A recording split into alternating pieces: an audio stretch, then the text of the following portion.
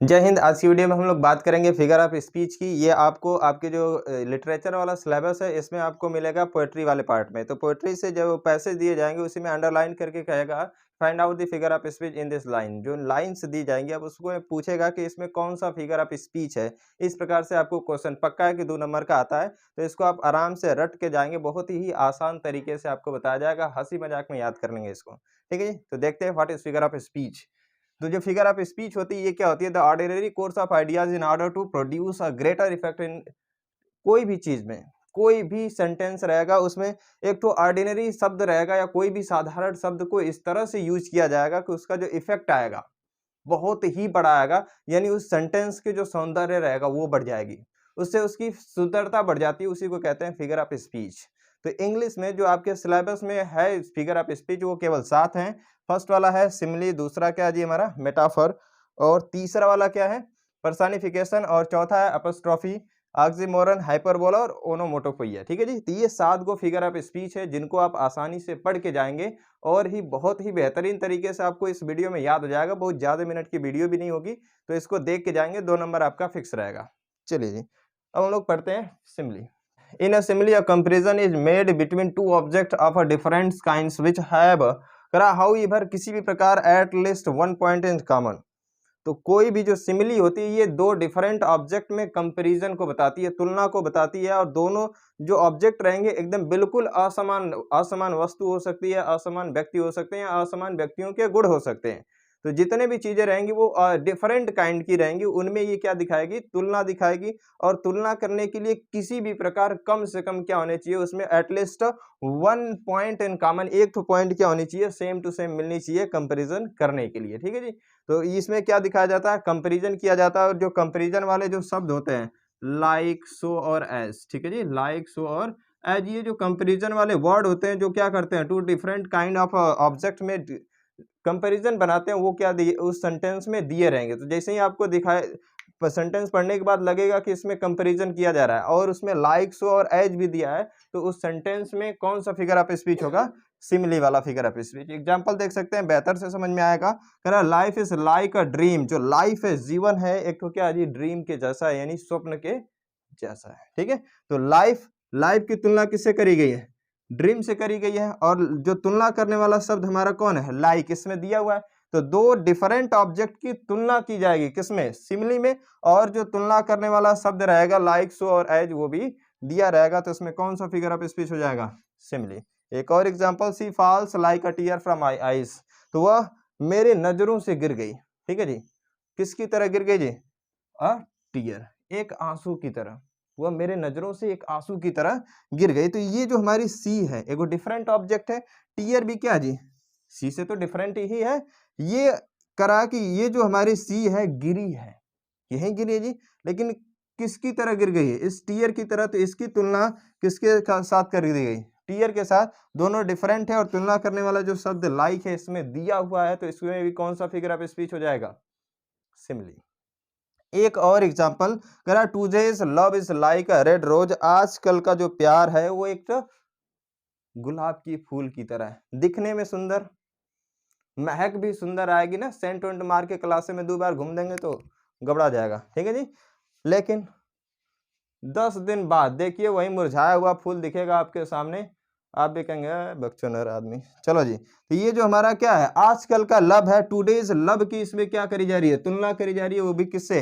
Red rose से करी जा रही है। और तुलना करने वाला शब्द कौन है? लाइक। ये लाइक इसमें दिया हुआ है और तुलना भी करा रहा है। तो कोई भी ऐसा सेंटेंस जिसमें क्या करी जाती है? 2 डिफरेंट टाइप्स के ऑब्जेक्ट में कंपैरिजन किया जाता है, और कंपैरिजन करने वाला वर्ड लाइक, सो और एज भी दिया जाता है, उसे हम लोग क्या कहते हैं? उस सेंटेंस में सिमिली फिगर ऑफ स्पीच है। ठीक है जी। तो आपको पोएट्री के पैसेज में अंडरलाइन करके दिया, और उसमें 2 ऑब्जेक्ट की तुलना करेगा और उनके बीच में क्या होगा? जो तुलना करने वाला शब्द होगा वो भी दिया जाएगा। तो उसमें कौन सा फिगर ऑफ स्पीच आएगा? सिमिली। आप तुरंत लिखेंगे, 2 नंबर मिलेगा आपको। अब देखते हैं अगला वाला figure of speech, metaphor. Metaphor क्या होता है? तो मेटाफर एक प्रकार की सिमिली ही होती है। तो ये इम्प्लॉयड सिमिली है। Metaphor is a employed simile, यानी जो सिमिली होती है वो बस मेटाफर, सिमिली एक बड़ी रूप है, मेटाफर उसी का क्या है? इम्प्लॉयड रूप है। ठीक है जी। छोटा रूप है, संक्षिप्तीकरण है उसका। कौन? मेटाफर। तो metaphor is a employed simile. इसका मतलब जो सिमिली या काम करती थी वही काम कौन करेगा? मेटाफर। तो सिमिली क्या करती थी? दो डिफरेंट ऑब्जेक्ट के बीच में तुलना कराती थी। तो ये भी जो मेटाफर है, मेटाफर भी क्या करेगा? दो डिफरेंट ऑब्जेक्ट के उसके क्या करेगा? उसके गुणों की तुलना कराएगा, दो वस्तुओं की तुलना कराएगा, या दो व्यक्तियों की, ये दो पर्सन्स की क्या कराएगा? कंपैरिजन ही कराएगा। लेकिन जो सिमिली होती है, सिमिली में थोड़ा सा अंतर होता है कि जो तुलना करने वाले शब्द होते हैं लाइक, सो और एज, ये दिए जाते हैं सेंटेंस में। ये जो लाइक, सो और एज है, ये सेंटेंस में तुलना कराने वाला शब्द दिया जाता है, तब कहते हैं कि उसमें जो फिगर ऑफ स्पीच है वो कौन सा है? सिमिली है। अगर यही क्या होगा? सेंटेंस में तुलना तो कराएगा, कंपैरिजन वो होगा, उसमें क्या होगा? कंपैरिजन करा जाएगा। लेकिन अगर ये जो कंपैरिजन करने वाले तीनों वर्ड हैं वो नहीं दिए जाएंगे तो उसको कहा जाता है इम्प्लॉयड सिमिली, यानी क्या कहा जाएगा? मेटाफर। जैसे एग्जांपल देख सकते हैं, करा life is a dream. Life is a dream, जो लाइफ है वो क्या है जी? हमारी ड्रीम है। तो लाइफ की तुलना यहाँ पर ड्रीम से कराई जा रही है, कराई जा रही है कि नहीं? हाँ, तो यहाँ पर लाइफ की तुलना किससे कराई जा रही है? ड्रीम से। लेकिन क्या इसमें तुलना करने वाला जो शब्द है लाइक, सो और एज दिया है? नहीं दिया है। तो जब नहीं देगा तब इसमें हम लोग कहेंगे कि इसमें कौन सा फिगर ऑफ स्पीच है? तो इसमें कौन सा फिगर ऑफ स्पीच हो जाएगा? मेटाफर। ठीक है जी। अगर इसमें लाइक दे देता है, life is like a dream, तब ये क्या हो जाती? सिमिली। तो जैसे ही हमारा क्या होगा? कंपैरिजन करने वाला वर्ड सेंटेंस में देगा तो सिमिली, नहीं देगा और उसमें कंपैरिजन भी किया जाएगा तब वो क्या हो जाएगा? मेटाफर हो जाएगा। मेटाफर जो होता है वो सिमिली से थोड़ा ज्यादा मजबूत होता है। वो मतलब वो क्या कराता है? दृढ़ता के साथ दिखाता है कि ये जो लाइफ है वो क्या है? ड्रीम है ही है। मतलब बहुत थोड़ा सा उसमें मजबूती से कहा जाता है किसी भी चीज को। करा love is spice of life. जो लव है, जो क्या है? प्रेम है, ये स्पाइस ऑफ लाइफ है। स्पाइस का मतलब समझते हैं? मसाला ना। इसी के चक्कर में आधी लोग तो बर्बाद हो गए। ठीक है जी। आधी लोग का इंटरा खराब हो जाता है, धीरे धीरे जाते हैं, मतलब उनका क्या होता है? धीरे धीरे खराब हो जाता है, मतलब जिंदगी खराब कर लेते हैं छोटा सा ये स्पाइस के चक्कर में। गधा मसाला खरीदना है तो 5 रुपए का राजेश मसाला खरीद लो, वो तो मिलता है दुकानी पर। उल्लू कहीं का, इनको चाहिए यही। तो love is spice of life. तो लव की तुलना किससे करी गई है? स्पाइस ऑफ लाइफ से, लाइफ के मसाले से तुलना करी गई। मतलब वो ये लव एक ऐसी चीज है जिससे क्या होता है? जिंदगी थोड़ा सा क्या हो जाता है? मसालेदार, यानी नमकीन हो जाता है। ठीक है जी। तो आपको अपने जीवन को नमकीन नहीं बेहतर बनाने हैं। ठीक है जी। तो आई होप आपको ज्यादा समझ में आया होगा। कालिदास देखते हैं जी। Kalidas is the Shakespeare of India. जो कालिदास वो क्या है? शेक्सपियर ऑफ इंडिया, इंडिया के शेक्सपियर है। तो कालिदास की तुलना किससे करी जा रही है? शेक्सपियर से करी जा रही है। क्या शेक्सपियर वा कालिदास है? नहीं है। दोनों की तुलना करी जा रही है। इसमें तुलना करने वाला शब्द लाइक, सो एज दिया है? नहीं दिया है। तो इसको हम लोग कहेंगे इम्प्लॉयड सिमिली, यानी मेटाफर। मेटाफर जो होता है वो क्या होता है? सिमिली से थोड़ा ज्यादा मजबूत होता है, यानी मजबूती से कोनो भी चीज को बताता है कि ये चीज है ही है। ठीक है जी। और बस क्या होगा? यो कंपैरिजन दिखाएगा, सिमिली भी कंपैरिजन दिखाती है। उसमें बस अंतर होता है कि लाइक, सो एज सिमिली वाले में दिया रहता है, लाइक, सो एज नहीं देगा तो क्या हो जाएगा? उसमें कौन सा फिगर ऑफ स्पीच होगा? मेटाफर। ठीक है जी। आप भी बोलते रहिए, आप देख रहे हैं वीडियो, इसका मतलब ये थोड़ा नहीं कि क्लास नहीं है। ठीक है जी। अब हम लोग देखते हैं अगला figure of speech, personification. Personification क्या होता है जी? पर्सन का मतलब आप समझते हैं, इसको दो भागों में बांट लीजिए। पहले पर्सन और फिकेशन, मतलब कोनो भी चीज को एक पर्सन की तरह बताना। ठीक है जी। देखते हैं, करा इन अ पर्सनिफिकेशन एनिमेट ऑब्जेक्ट, मतलब कोई भी एक तो एनिमेट ऑब्जेक्ट रहेगा, निर्जीव थिंग्स रहेगी, एंड अब्स्ट्रैक्ट नोशंस, या किसी की भावना रहेगी। अब्स्ट्रैक्ट, अब्स्ट्रैक्ट नाउन पढ़े होंगे। अब्स्ट्रैक्ट नाउन का मतलब क्या? भाववाचक संज्ञा। मतलब किसी की भावना है, are spoken as having life, इस प्रकार से बोली जाएगी जैसे लगेगा कि उसके पास भी क्या है? जीवन है, यानी जीवित है, सजीव है। तो कोई भी निर्जीव चीज हो या किसी की कोई फीलिंग्स हो या भावना हो, अब्स्ट्रैक्ट नोशन हो, उसको इस प्रकार से बोला जाए लगे कि उसमें जीवन है, जिंदगी है, उसी को हम लोग कहते हैं पर्सनिफिकेशन। तो कोई भी सेंटेंस में अगर किसी शब्द को इस प्रकार से बोल दिया गया कि उसमें लाइफ है, जीवन है, जीवित है, उसी हम लोग क्या कहते हैं? उसी जो सेंटेंस में रहेगा जिसमें ये चीजें दिखाई जाएगी उसको कहेंगे कि इसमें कौन सा फिगर ऑफ स्पीच है? पर्सनिफिकेशन। समझ गए जी। जैसे एग्जांपल देखते हैं, करा एंजाइटी इज, जो एनेक्सिटी है, is sitting on her face. जो एनेक्सिटी यानी चिंता, इज सिटिंग, बैठी हुई है, ऑन हर फेस, लग रहा है कि उसका जो चेहरा, जो थोबड़ा दिख रहा है ना, उसके ऊपर आ जाके कौन बैठ गया है? एनेक्सिटी यानी चिंता। तो चिंता क्या है? इस प्रकार से एक्सप्रेस किया गया है चिंता को, लग रहा कोई व्यक्ति है, ये हमारा कोई व्यक्ति है, जाके ये चेहरा हमारा अपने मुंह पे तो रखेंगे नहीं, हाथे पर रख के काम चला देते हैं। ये आके इस पे क्या हो गया? बैठा हुआ चौचक ना, ये हटा रहा है, नहीं हट रहा है जी। तो एनेक्जाइटी को इस प्रकार से बोल दिया गया जैसे लग रहा है कि ये क्या है जी, कोई एक तो सजीव थिंग्स है जाके किसी के चेहरे पे जाके बैठ गई। ठीक है जी। तो anxiety is sitting on her face, anxiety उसके चेहरे पर बैठी हुई है। तो एनेक्जाइटी, ये जो पूरा सेंटेंस है इसमें कौन सा फिगर ऑफ स्पीच हो जाएगा? पर्सनिफिकेशन। एनेक्जाइटी को एक लिविंग थिंग्स की तरह दिखाया गया यहाँ पे। दूसरा example, experience is the best teacher. अनुभव जो होता है ये क्या होता है? एक तो बहुत ही शानदार टीचर होता है। Experience is the best teacher. तो एक्सपीरियंस आपको पढ़ा सकता है? नहीं पढ़ा सकता है, टीचर ही आपको पढ़ाएगा। लेकिन यहां पर इस सेंटेंस में एक्सपीरियंस को इस प्रकार से बताया गया जैसे लग रहा है कि एक्सपीरियंस एगो जीवित थिंग्स है। अब आपको बताएगी चलो खड़े हो जाओ, कैसे का सुनाओ। समझ गया जी। तो ये एक्सपीरियंस को इस प्रकार से बताया जा रहा है जैसे ये सजीव हो और ये आपको क्या कर सकती है? टीच कर सकती है। तो ये सजीव थिंग्स की तरह इसको बताया गया। तो ये क्या हो जाएगा? इस सेंटेंस में भी कौन सा फिगर ऑफ स्पीच हो जाएगा? पर्सनिफिकेशन। अगला देखते हैं जी, अ लाई हैज नो लेग्स। झूठ के पास कोई भी पैर नहीं होता, मतलब बचने का नो चांस होता है अगर झूठ है तो। तो ये जो झूठ है, लग रहा है जो लाई है, लाई भी क्या है? एक तो ऐसी सजीव थिंग्स है जिसका लग रहा है कि हाथ पैर कट गया बेचारे का। ठीक है जी। जैसे हम लोग देखते हैं ना, कोनो का हाथ कट जाता है, कहते हैं ओहो बेचारा। तो वैसे ही लग रहा है कि लाई के पास भी क्या है? लेग्स नहीं है। तो और जब भी आपको किसी सेंटेंस में किसी निर्जीव थिंग्स को दिखाया जाएगा कि इसमें क्या जी, हैविंग लाइफ, यानी उसमें जीवन है, तो उसमें कौन सा फिगर ऑफ स्पीच हो जाएगा? पर्सनिफिकेशन। आपको एक फिल्म का डायलॉग बताता हूं जिसमें फिगर ऑफ स्पीच कौन सा है? पर्सनिफिकेशन है। आप फिल्म का नाम गेस कर लीजिएगा, मैं उस डायलॉग को अपने शब्दों में सुनाता हूं, तो सुनिए। Violence violence violence, I don't like it, I avoid, but violence likes me, I can't avoid. तो इसमें जो हमारे सुपरस्टार यश हैं वो क्या बोलते हैं जी? Violence violence violence. ठीक है जी। तो जो वायलेंस 3-4 बार बोल दिए हैं, उनको ग्रामर, थोड़ा सा ग्रामर की उनकी गलती हो गई है। उनको एक झापड़ मार के कहना चाहिए था वायलेंस 1 बार बोलते, लेकिन क्या है, फिल्म में डाला का थोड़ा उसमें दम लाने के लिए, मजा लाने के लिए इसको 3-4 बार बोला गया है। तो वायलेंस बस एक ही बार रहेगा। ठीक है जी। कह रहा है कि violence violence violence, I don't like it. तो आई डोंट लाइक इट, इसका मतलब लग रहा है कि वायलेंस वा कोनो क्या है? सजीव थिंग्स है और उसको मैं पसंद नहीं करता है। आई अवॉइड, मैं इसे क्या करता हूं? अनदेखा करता हूं, मैं इससे बचता हूं। I avoid, but violence likes me, violence likes me. ठीक है जी। वायलेंस क्या करता है? मुझे पसंद करता है।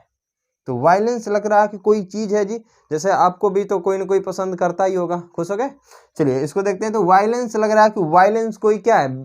पर्सन है। कोई क्या है जी? कोई है जो क्या करता है? मुझे भी पसंद करता है। समझ गए जी। तो वायलेंस समझ गया जी। तो इस वायलेंसों को क्या दिखा रहा है? सजीव की तरह दिखा रहा है। तो इसमें भी कौन सा फिगर ऑफ स्पीच हो जाएगा? पर्सनिफिकेशन। आपको कहीं पर इसको ट्राई नहीं करने, आपकी परीक्षा चल रही तो आपको पढ़ने हैं। समझ गया जी। अब देखते हैं हम लोग अगला figure of speech, apostrophe. Apostrophe क्या होती है जी? तो कह रहा है कि इट का मतलब जो एपोस्ट्रोफी है, is direct address to dead, या तो क्या करेगी जी? डेड को एड्रेस करेगी। एड्रेस का मतलब होता है किसी को क्या करना? संबोधित करना। ठीक है जी। जैसे कोनो नेता प्रेता आपके गांव में आते होते हैं, तुरंत आपको क्या करते हैं? एड्रेस करते हैं ना, लेडीज एंड जेंटलमैन, ऐसे करते हैं कि नहीं? या सिस्टर एंड ब्रदर करके। तो हिंदी में बोलने वाले हैं, आदि तो अनपढ़ नेता है, चुट्टा इंग्लिश कहाँ से आएगी उनको? ठीक है। कुछ ही पढ़े लिखे हैं जो क्या कर सकते हैं, उनको जेंटलमैन का मीनिंग याद होगा या तो स्पेलिंग याद कर पाएंगे। आधी से अधिक क्या है? अनपढ़ भरे पड़े हैं। ठीक है जी। तो हम लोग अपना देखते हैं। तो एड्रेस का मतलब समझ में आ गया। एड्रेस का मतलब संबोधित करना। ठीक है जी। किसी को संबोधित करके बताना। तो ये जो हमारा एपोस्ट्रोफी होता है, ये संबोधित करता है किसी भी डेड को, यानी कोई मृत है उसको संबोधित करेगा, या तो कोई एब्सेंट है उसको पर संबोधित करेगा, या किसी की आइडिया है, या कोई भी ऑब्जेक्ट है जो पर्सनिफाइड है, यानी ये क्या जी, उसको मानव की तरह दिखाया गया, उसको ये क्या करेगा? संबोधित करेगा। ठीक है जी। तो ये भी क्या एक तरह से पर्सनिफिकेशन ही है। पर्सनिफिकेशन में भी निर्जीव चीजों को कैसे दिखाया जाता है? हैविंग लाइफ, यानी सजीव की तरह दिखाई देता है। लेकिन इसमें भी क्या है? ये भी क्या करता है? निर्जीव को सजीव की तरह ही दिखाता है, बस इसमें क्या करा जाता है? उसको संबोधित करा जाता है। और जहां पर जिस जिस चीज को ये संबोधित करेगा उसके बाद एक्सक्लेमेशन मार्क ये देगा। ठीक है जी।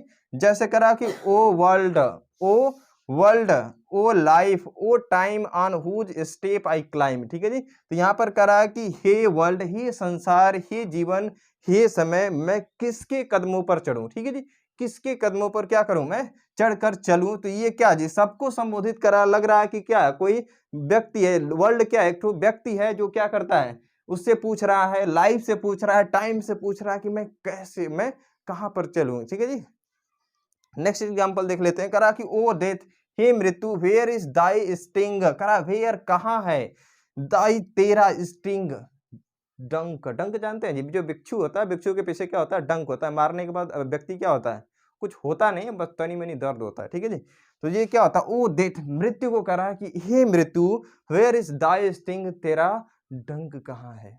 तो लग रहा है ना कि कोई व्यक्ति जिससे पूछ रहा है, बताओ, जैसे हम आपसे पूछते हैं ना, बताओ 10 रुपया कहाँ रखे हो, कहते हो ना ऊपर वाले जेबा में रखे हैं, पॉकेट में रखे हैं। ठीक है जी, छुपा दिए हैं किसी की किताब में। तो वैसे ही ये जो हमारा व्यक्ति है, करा कि ओ देत, हे मृत्यु, वेयर इज दाई स्टिंग, तेरा डंक कहाँ है। ठीक है जी, तो कोई भी चीज को क्या करा जाएगा, एकदम निर्जीव को सजीव की तरह ही किया बताया जाएगा, बस उसको संबोधित करते हुए, और संबोधन का जो चिन्ह रहेगा यानी एक्सक्लेमेशन मार्क जो रहेगा वो दिया रहेगा। तब हम लोग इस सेंटेंस में क्या कहेंगे कि इसमें एपोस्ट्रोफी वाला फिगर ऑफ स्पीच है। तो इसको पहचानना बिल्कुल आसान है। अगर सेंटेंस में किसी भी निर्जीव चीज को सजीव की तरह दिखाया जा रहा है और उसके बाद क्या दिया गया, कोई एक्सक्लेमेशन मार्क दिखाया दिया गया है, तो वो क्या हो जाएगा, एपोस्ट्रोफी। अगर एक्सक्लेमेशन मार्क हट गया तब क्या हो जाएगा, पर्सनिफिकेशन। समझ गए जी।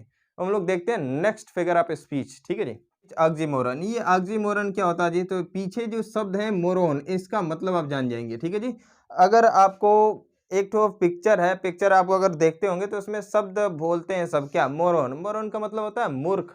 मोरन का मतलब क्या होता है जी, मूर्ख या पागल। अब मूर्ख को जानते हैं जी, कालिदास को ही ले लीजिए, सबसे बढ़िया मूर्ख कहा जाता है उनको। तो जो कालिदास थे, जिस शाखा को वो काट रहे थे ना, जिस ब्रांच को काट रहे थे, उसी पर बैठ के काट रहे थे। मतलब कि उठ, ये हमारी ब्रांच है, ये है कालिदास, बैठे हैं जिनसे काट रहे हैं, मतलब कट जाए, वो उलट जाए, और कौन उलट जाए, ब्रांच भी क्या करे, उलट जाए, यानी शाखा भी गिर जाए। तो इनसे बड़ा कोई मूर्ख है जी, मतलब हमेशा उल्टा काम। समझ गए कि नहीं। तो मोरन का मतलब मूर्ख होता है। मूर्खवा जो होते हैं हमेशा उल्टा सीधा काम करते रहते हैं, उन्हीं को हम लोग क्या कहते हैं, मोरन, यानी मूर्ख। तो उल्टा और सीधा।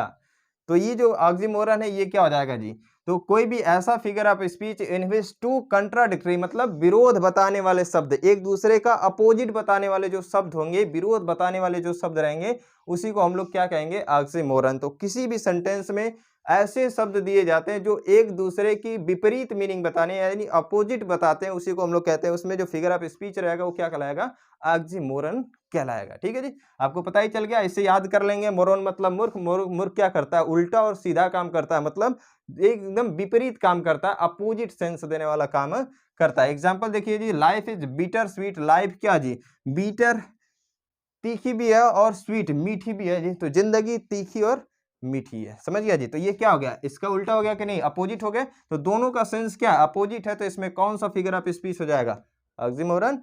करा इट इज ओपन सीक्रेट। ये क्या जी, ओपन यानी खुला हुआ है, एकदम खुला हुआ है, ओपन है, सभी लोग जानते हैं इसके बारे में। लेकिन ये सीक्रेट भी है जी, रहस्य भी है। अब मान लीजिए कहीं 4 चप्पल पिटा गए कि नहीं जी, अब कह रहे हैं कि किसी को बताना नहीं है। हम गांव भर बता भी दिए, कह रहे हैं कि इट इज ओपन सीक्रेट। ये क्या जी, सबसे बता भी दिए, कह दिए कि ये क्या है, रहस्य वाली बात है, बताना नहीं है इसको। समझ गए जी। तो ये एक आपको सीक्रेट भी रखना था, आपने ओपन भी कर दिया। मतलब किसी चीज को छुपा कर रखा हुआ था, उसको क्या कर दिया गया, ओपन भी। तो ये चीज ओपन सीक्रेट, मतलब ये क्या, खुला हुआ रहस्य, मतलब सब इसके बारे में जानते हैं कि आप दो चप्पल पिटाए हुए हैं। समझ गए जी। तो ये क्या अपोजिट है कि नहीं है। तो जब भी सेंटेंस में दो गो अपोजिट वाला शब्द दिया जाएगा तो उसमें कौन सा फिगर ऑफ स्पीच हो जाएगा, ऑक्सीमोरन। नेक्स्ट करा, ही इज रेगुलरली, वह नियमित रूप से, इरेगुलरी मतलब अनियमित रहता है। ठीक है, वह रेगुलर मतलब नियमित रूप से क्या रहता है, इरेगुलर। तो इसका अपोजिट क्या जी, इरेगुलर है। तो ये क्या हो गया, दो गो अपोजिट वाले शब्द एक ही सेंटेंस में दिए गए, तो इसमें कौन सा फिगर ऑफ स्पीच हो जाएगा, ऑक्सीमोरन। तो अब हम लोग देखते हैं next figure of speech, hyperbole. ये क्या होता है जी, तो कह रहा है it is a figure of speech. ये एक तो फिगर ऑफ स्पीच है इन विच, जिसमें कह रहा थिंग्स आर शोन, चीजों को दिखाया जाता है, एज ग्रेटर बहुत बड़ा, और लेस बहुत छोटा, बेटर बहुत बेहतर, और वर्स बहुत बेकार, देन दे आर रियली। ठीक है जी, जो वास्तव में चीजें होती हैं उनको इस प्रकार से इस फिगर ऑफ स्पीच में दिखाया जाता है कि वो बहुत ही बड़ी हैं, या बहुत ही कम है, छोटी है, या बहुत ही बढ़िया है, बहुत ही बेटर है, बेस्ट है, या बहुत ही क्या है, खराब है। जैसा कि वो वास्तव में होती है उनसे क्या दिखाया जाता है, उनको बहुत ही अच्छा दिखा देगा, या बहुत ही बड़ा दिखा देगा, या तो बहुत ही कम दिखा देगा। तो ऐसे सेंटेंस में जो फिगर ऑफ स्पीच होगा वो क्या हो जाएगा, हाइपरबोल। जैसे कह रहा है कि रिवर ऑफ ब्लड, खून की नदियां फ्लोड इन द बैटल, युद्ध में खून की नदियां बह गई। ठीक है जी। मान लीजिए आप क्लास में पढ़ रहे हैं, ठीक है जी, दो लड़कियां आपस में क्या कर ली, खींचातानी मतलब झोटा वोटा खींच ली और उखड़ गया कोनो का बाल उल, दो चार बूंद गिरा होगा, बहुत करेगा तो कह रहे हैं क्या, बच्चे कह रहे हैं कि रिवर ऑफ क्या, blood flowed in my coaching. तो जो रिवर ऑफ ब्लड है क्या हो गया, उनके कोचिंगिया में बह गया। तो बहुत बढ़ा चढ़ा के ना कह दिया गया इसको, तो उसमें कौन सा फिगर ऑफ स्पीच हो जाएगा, हाइपरबोल। करा सी वेप्ट ओशन ऑफ टीयर्स, वो क्या करे जी, ओशन ऑफ टीयर्स मतलब समुद्र के जितना आंसू रोई। ठीक है, मतलब इतना न रोई कि उसके जो आंसू थे वो कितने हो गए, समुद्र के बराबर हो गए। गधा कहीं के यहाँ 1 लीटर से ज्यादा पानी नहीं पी पाते हैं, वो छोटा समुद्र भर दीजिए, ये जो क्या है पूरा समुद्र वो भर दी। तो इतना बढ़ा चढ़ा के बोला गया, बहुत ज्यादा बढ़ा चढ़ा के इसमें बोल दिया गया, तो इसमें भी कौन सा फिगर ऑफ स्पीच हो जाएगा, हाइपरबोल। तो एक बात मैं आपको बताता हूँ, एक बार क्लास में मैंने ऐसे ही पूछा, तो एक लड़की से मैंने पूछा ऐसे ही, अब उसको जब पीट बता तो पाई नहीं, कौन हूँ वैसे कहाँ थोड़ी बहुत बताती है सब, नहीं तो नहीं बताती है, तो वो पूछे, तो अब वो हमको बहकाना शुरू कर दिया, अब सर जी बहुत अच्छे हैं, नहीं पीटते हैं। तो हम कहा बच्चा डंडा देख रहे हो ना, अभी क्या करोगे, ओशन ऑफ टीयर निकल जाएगा। ठीक है जी। तो हमने उसको नहीं पीटा, कहाँ से ओशन ऑफ टीयर निकल जाता, कोचिंग भर जाती, हम डूब के मर जाते, तो वीडियो कहाँ से बनाते बच्चा। देखते हैं अगला, करा कि 10,000 करा 10,000 सा आई एट अ ग्लैंस, मैंने 10,000 देखे, एट अ ग्लैंस मतलब एक नजर में 10,000 चीजें देख ली। अब एक नजर में 10,000 घर देख लें, एक नजर में 10,000 लड़कियां देख लें, एक नजर में 10,000 लड़के देख लें, एक नजर में 10,000 हमई को देख लें, कोनो बात नहीं। ठीक है जी। तो 10,000 एक नजर में आप कैसे देख सकते हैं, आपका नजर है कि कैमरा है। ठीक है जी। तो इतना बढ़ा चढ़ा के कोई नहीं कह सकता, एक नजर में इतना काम नहीं हो पाएगा।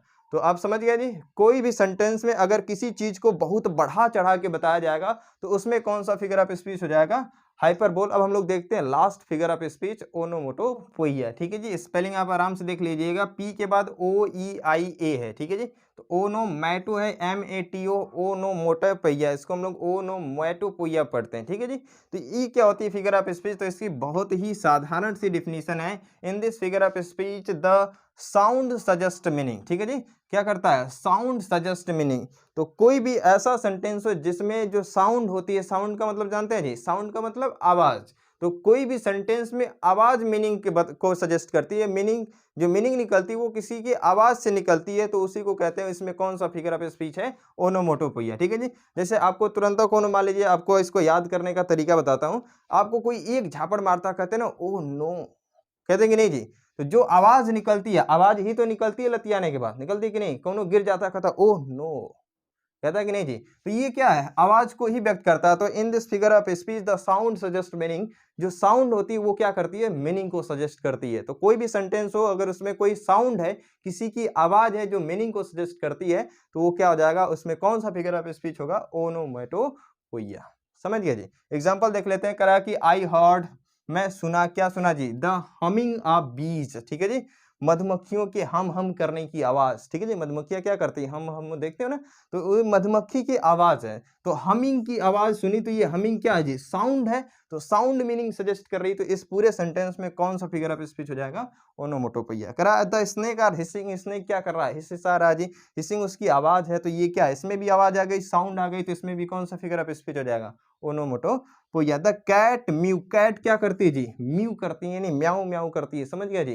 तो म्यू उसकी क्या है, कैट की आवाज है, तो इसमें भी क्या आ गया, साउंड आ गया, साउंड सजेस्ट कर रहा है मीनिंग को, तो क्या हो जाएगी, ओनोमोटोपोइया। ठीक है जी। तो आई होप आपको सारी चीजें बहुत ही बढ़िया तरीके से याद हो गई होंगी। आपके 2 नंबर जो परीक्षा में आते हैं पोएट्री वाले सेक्शन से कंफर्म हो गए होंगे, तो इसको आप छोड़ के नहीं आएंगे। आज के लिए बस इतना ही, मिलेंगे नेक्स्ट क्लास में, तब तक के लिए जय हिंद।